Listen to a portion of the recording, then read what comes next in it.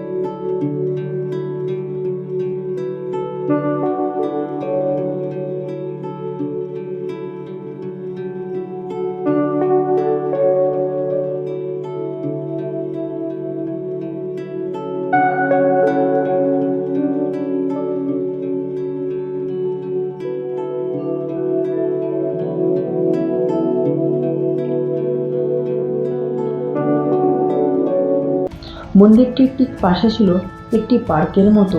এত সুন্দর যে ফুল গাছ লাগানো আছে কি বলবো। চলো তোমাদেরকে দেখাবো। এই মন্দিরটি কিন্তু ঢুকতে একটি টাকা নেয়, এটা 25 টাকা নেয় এবং আমাদের জন্য ভিডিওগ্রাফির জন্য আলাদা পয়সা নিয়েছিল। এবং তোমরা এই 25 টাকার টিকিটটাতে 3 জায়গায় ঘুরতে পারবে, তোমাদেরকে সেটা আমি শেয়ার করবো। চলো এবার নেক্সট মন্দিরের দিকে আমি যাবো, তার আগে একটু দেখে নাও তোমরা এই মন্দিরটি।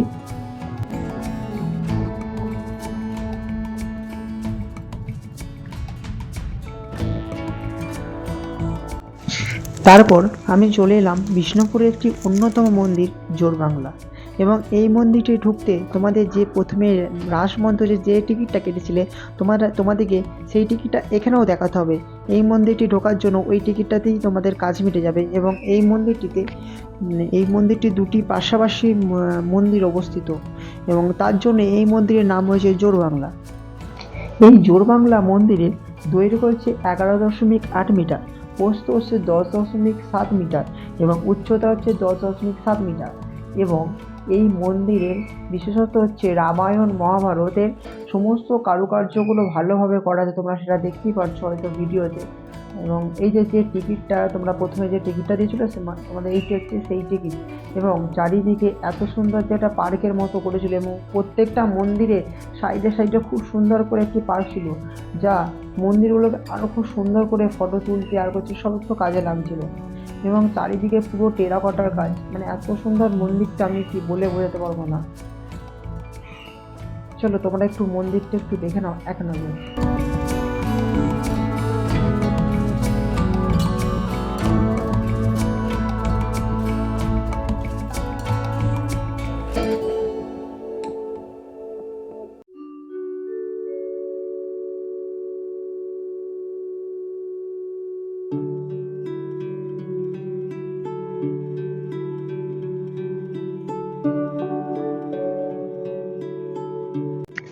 এই জোড়বাংলো মন্দিরটির বাইরে এলে তোমরা দেখতে পারবে এইরকম সব জিনিসপত্র বিক্রি হচ্ছে এবং শাঁখ, সমস্ত রকম পোড়ামাটির তৈরি এবং টেরাকোটার জিনিসও বিক্রি হচ্ছিল। তোমরা চাইলে এখান থেকে কিনে নিতে পারবে। তোমরা একটু দোকানগুলো একটু দেখে নাও। তারপর আমাকে টোটো দাদা নিয়ে চলে এলো 3 নম্বর হচ্ছে স্পট বিষ্ণুপুরে, এবং এই মন্দিরটি বললো ছিন্নমস্তা মায়ের মন্দির। এই মন্দিরটির ভেতরে হচ্ছে ভিডিওগ্রাফি অ্যালাউ ছিল না, এবং তাই তোমাদেরকে ভেতরটা দেখাতে পারলাম না, এবং বাইরেটা দেখতে পাচ্ছ। এবং এই ফ্ল্যাগটি হচ্ছে বিষ্ণুপুরে যতগুলো মন্দির আছে সব মন্দির হচ্ছে এটি ফ্ল্যাগ। চলো তোমরা একটু বাইরেটা দেখে নাও, তারপর আমি নেক্সট স্পটের দিকে যাবো।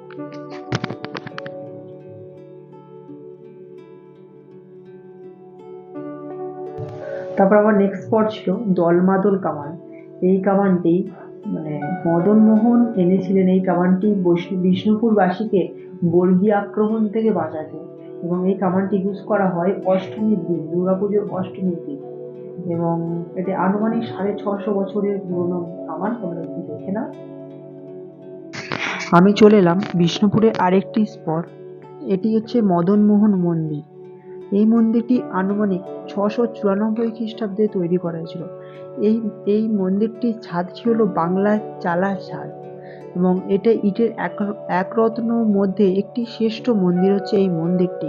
এই মন্দিরটির দেওয়ালে যে পোড়ামাটির কাজ ছিল সেটা পুরো দেখাবার মতো ছিল, প্রচণ্ড ভালো ছিল। তোমরা এলে এই মন্দিরটি তোমরা অবশ্যই আসবে।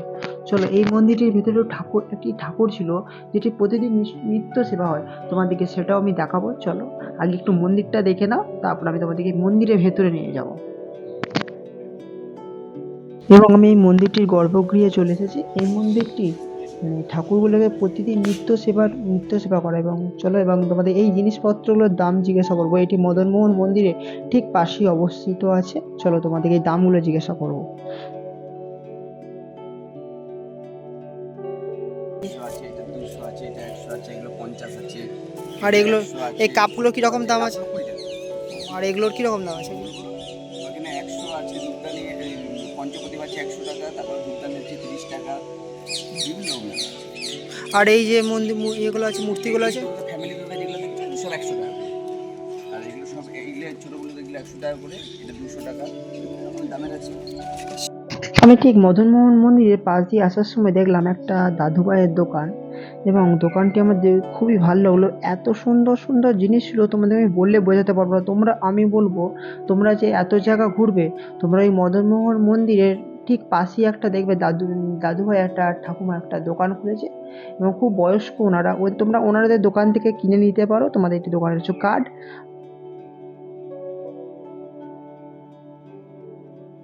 তারপর আমি চলে এলাম পাথরের রথ। এটি 1700 শতকে তৈরি হয়েছিল এই রথটি, এবং ল্যাটারাইট পাথর দ্বারা এই রথটি হচ্ছে তৈরি, এবং এই রথটি পুরো একটি রথের মতো অবিকল দেখতে, অবিকল একদম। এবং এই রথের চূড়াটি হলো এক রত্ন, এবং এই রথটা একটু দেখে নাও তোমরা। তোমরা এই ধারে যে একটি গেট দেখতে পেলে, ওটি ছিল একটি হচ্ছে পাথরের ছোট গেট, এবং যে এগুলোর মধ্যে কারুকার্য নেই বললেই চলে। প্রায় এগুলো কারণ এখন ধ্বংসপ্রাপ্ত, তো তাই এখানে কারুকার্য নেই বললেই চলে। এবং আমি ওই টোটো কাকুর কাছ থেকে শুনলাম কামানটি নাকি এখনো দুর্গাপুজোর অষ্টমীর দিন এই কামানটি চালানো হয়। আমি সঠিক কিনা বলতে পারবো না, কিন্তু আমাকে বললো বলে আমি তোমাদেরকে সেই কথাটা শেয়ার করে দিলাম। এদিকে একটা মনসা মায়ের মূর্তি ছিল। এবং চলো তোমাদেরকে দেখা হচ্ছে বড় গেটটার ভেতরে গিয়ে।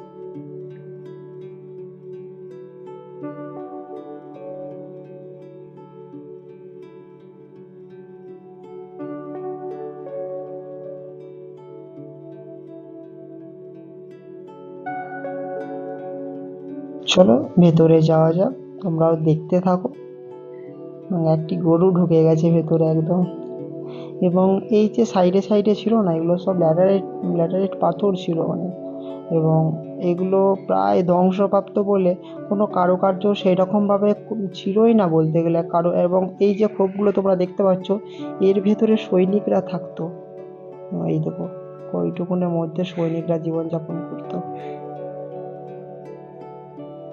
এইটি সেই গেটের ভেতরে ওপর দিকটা, এবং এই সাইডের দিকটা প্রায় কিছু কারুকার্য নেই, এগুলোতে একদমই কিছু কারুকার্য নেই।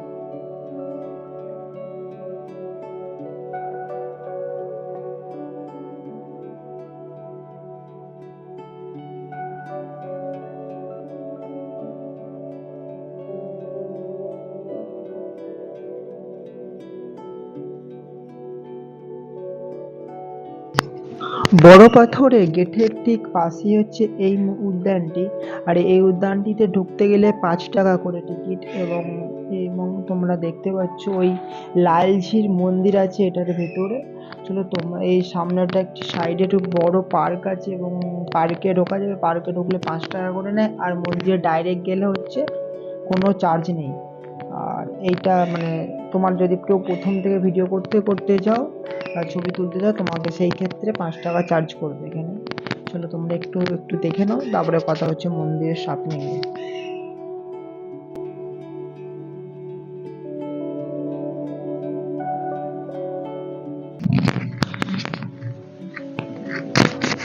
চলো মন্দিরের সামনে চলে এলাম। মন্দিরের সামনেই দেখতে পাচ্ছি এই যে পাঁচিলটা দেওয়া আছে, প্রচন্ড একটা মোটা পাঁচিল একদম। এবং চলো মন্দিরের ভেতরে ঢোকা যাক। এবং মন্দিরের ভেতরে শুরু হয়েছিল কাজ। এই জিনিসগুলোকে জিনিসগুলোকে একদম ঠিকঠাক করে রাখার জন্য কাজ চলছিল। ওদের সঙ্গে আমি কথা বলে জানলাম। এবং তোমরা দেখতেই তো পাচ্ছ কাজ চলছে এদিকে। এই ভেতরে কমপ্লেক্সটা প্রচন্ড বড়, অনেক বড় কমপ্লেক্স ছিল। তোমরা দেখে নাও। আর এখানে কাজ চলছিল, তোমরা এখানে আসতে পারো, বা কাজ মোটামুটি কিছুদিনের মধ্যে আশা করি কমপ্লিট হয়ে যাবে। পুরোনো জিনিসগুলো সংরক্ষণ করার জন্য একদম পুরো কাজ চলছে জোরদার একদম। চলো আমরা এবার নেক্সট স্পটের দিকে যাব। আর এখানে বেশিক্ষণ দাঁড়াবো না, ঠিক। চলো।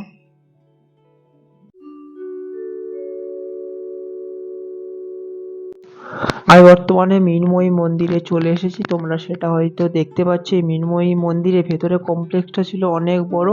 এবং মৃন্ময়ী মন্দিরের কোনো ভিডিওর অ্যালাউ ছিল না ভেতরে মায়ের ছবি তোলা। এবং এইদিকে সবাই এত সুন্দর জায়গা, সবাই ফটোশ্যুট করছিল। তোমরা এলে করতে পারো। আর এই জায়গায় একটা মায়ের অন্নভোগ খাওয়ার ব্যবস্থা আছে।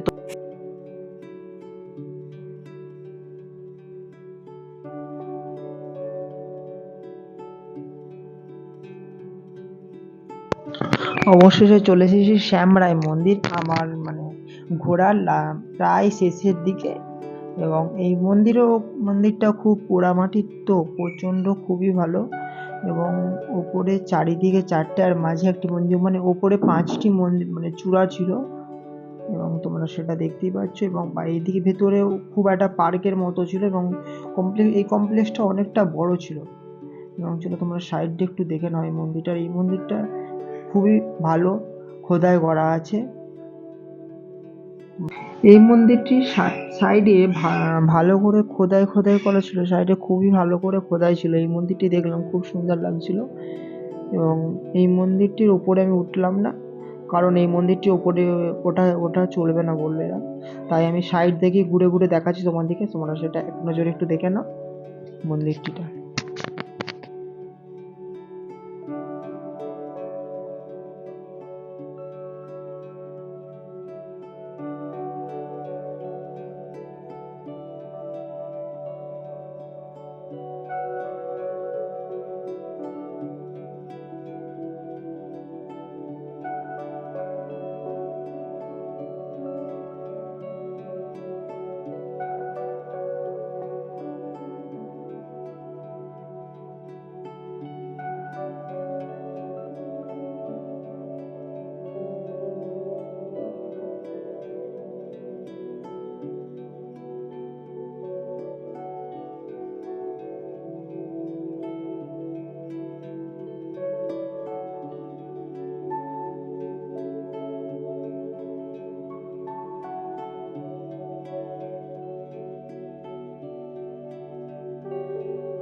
আমার নেক্সট স্পট ছিল সর্বমঙ্গলা মন্দির।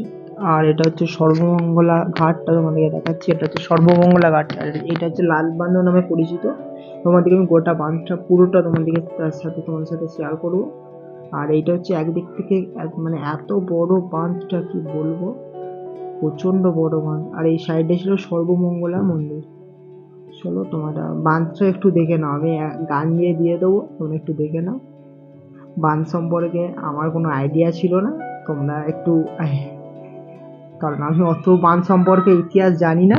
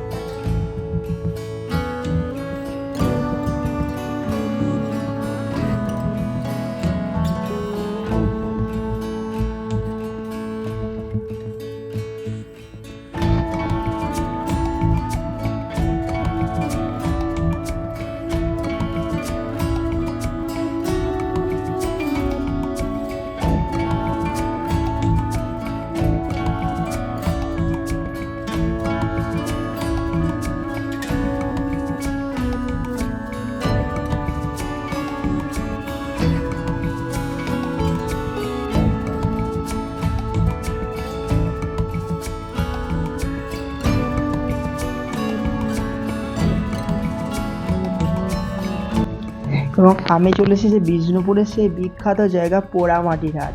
এখানে পোড়ামাটির হাট হয়, এখানে বসন্ত উৎসব হয়েছে আমি যেটা শুনলাম। এত বড় জায়গাটা খুবই সুন্দরভাবে বসন্ত উৎসব হয়েছে, আমি সেটা এরকম দেখালাম।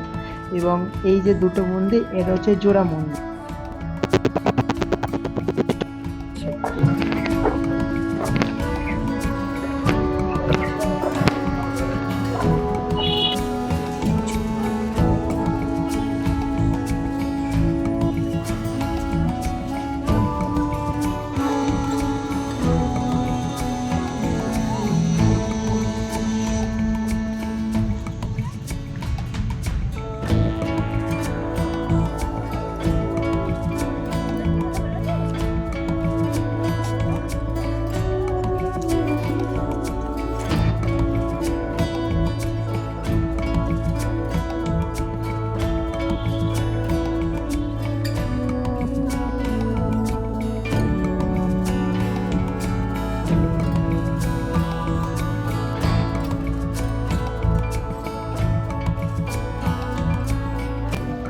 অবশেষে চলে এসেছি আমার ঘোরার হচ্ছে লাস্ট স্পট, নন্দলাল মন্দির। এটা হচ্ছে বিষ্ণুপুরের অন্যতম আর একটি মন্দির হচ্ছে নন্দলাল মন্দির।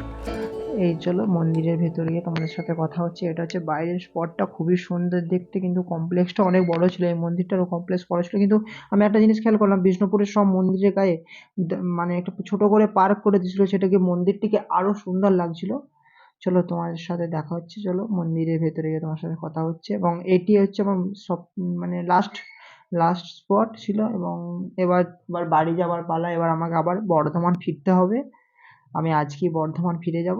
চলো তোমাদের সঙ্গে সেটি শেয়ার করবো। এবং এবং এই যে খোদাইগুলো খুব সুন্দর ছিল, এবং চারিদিকে খোদাই ছিল। এবং পাশে একটা ব্যাট বলের মাঠ ছিল, যেখানে সবাই ক্রিকেট খেলছিল। এই যেখানে ভেতরে কোনো ঠাকুর ছিল না। চলো আমার ভিডিও এখানেই শেষ করলাম। আমরা দেখতে পাচ্ছ তো আমার অবস্থা খুবই খারাপ হয়ে গেছে, এবার খাওয়া দাওয়া সারবো বিষ্ণুপুরে। চলো সেটা তোমাদের সাথে শেয়ার করবো। সর্বশেষে আমি বিষ্ণুপুরি লাঞ্চটা কমপ্লিট করেছিলাম দিলদার বিরিয়ানি থেকে, এবং বিরিয়ানিটা খুব অ্যাভারেজ ছিল, খুব একটা যে ভালো বিরিয়ানি ছিল না। সবাই যে বলেছিল ফেমাস বিরিয়ানি, খুব একটা ভালো বিরিয়ানি ছিল না একদমই, একটা অ্যাভারেজ বিরিয়ানি ছিল। চলো আজকের ভিডিও এইটুকুই।